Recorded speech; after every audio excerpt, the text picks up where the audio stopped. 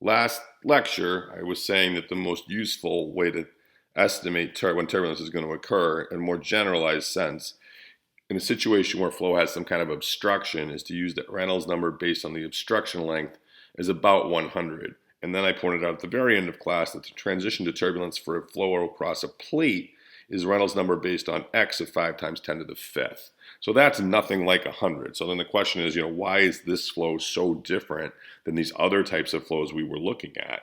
And the answer is, well, this is the wrong dimension. I mean, REX, X is not the size of the flow obstruction here. X is the length of the plate. So if you think of this as a flow obstruction, the size of the flow obstruction is actually the size of the laminar boundary layer, or the boundary layer here, because that's a region of slow-moving fluid that this faster-moving fluid has to go over in order to continue on its way. So if you would make this more similar in conceptually to a step problem, the role of delta here for the size of the step would be the role of that would be delta. That's the obstruction that the flow has to go up and over, this delta of slow moving fluid. So we know how to calculate the size of delta at the transition number. Delta over x we know is about order of Reynolds number based on x to the minus 1/2. So at REX of equal to 5 times 10 to the fifth, we can calculate that the delta over x is about 0.0014. So what that means is that the Reynolds number based on delta, which is equivalent, is about order 5 times 10 to the fifth times 0.0014, which is equal to 141, which is very similar to 100.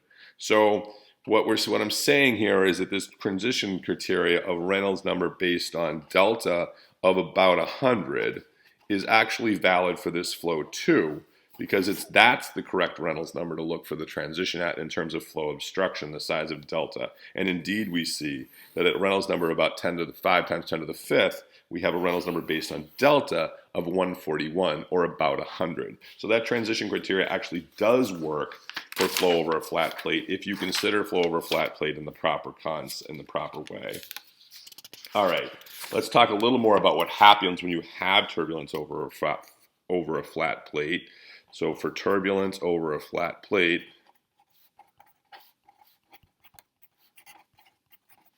we find experimentally that delta over x is approximately equal to 0.16 times the Reynolds number based on x to the negative 1/7.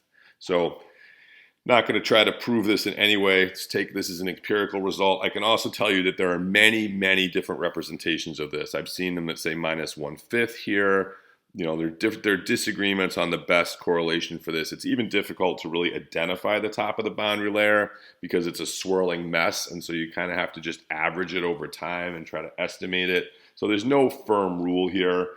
But the important takeaway here is that if you look at the size of delta as how it's proportional to x, you have 0.16 here, and then you would have the Reynolds number to the negative 1/7, which means we have u infinity down here, we have x down here, and we have nu up here. That's all raised to the 1/7 power. So that's the negative 1/7 Reynolds number times x, right? Because we had x over here, I brought it over here, which means delta is proportional to x to the 6/7. So it's proportional to x to the 6 times a bunch of other stuff. But the point is here, that's almost linear. So as before we had the delta was for laminar flow, delta laminar was proportional to x to the 1/2. So we would draw it, look kind of like a square root thing. It looks like that. That's x to the 1/2. But delta for turbulent is almost linear. So after you hit that turbulent regime, the boundary layer increases dramatically. So we have our laminar region here going to x to the 1/2. Then we have the x transition where we finally get a large enough Reynolds number or a large enough delta, depending how you want to think of it, to trigger turbulence. And then it becomes almost linear with x. So we're going to go kind of straight up here at a 45-degree angle. This big turbulent boundary layer develops here. So a very, very big difference. So we have the delta is in here, of course, for the laminar flow. This is still delta. I mean, there's a delta in here. So it's a much, much bigger delta, much harder to define because as you can see, this is accurate in the sense that this is a fairly detailed and clear line where the flow goes to a certain percentage of u infinity velocity. This is our u infinity velocity coming here. Whereas this up top here is a big swirling mess that's constantly changing. So it's not really a specified point where that boundary layer ends. This transition, of course, right here is where xtr is equal to, we think, about 5 times 10 to the fifth. So that's where this occurs right there. It is important to note that even though this is a big swirling mess, the pressure is still uniform.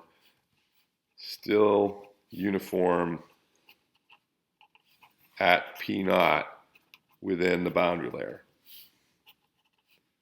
And that is in the entire flow. So that doesn't change. So we saw before that, if this is P naught here, there's P naught everywhere in this flow. There's no big pressure gradient across the boundary layer. That's still true in this turbulent boundary layer. We're still not seeing big pressure differences or any real pressure differences in the flow in this turbulent regime. But we do see a very, very big difference in the speed at which the boundary layer grows. These turbulent wall effects, as I say, go almost linearly with x now instead of being, to the 1/2 power. So a very large growth in the boundary layer as we hit the turbulent regime.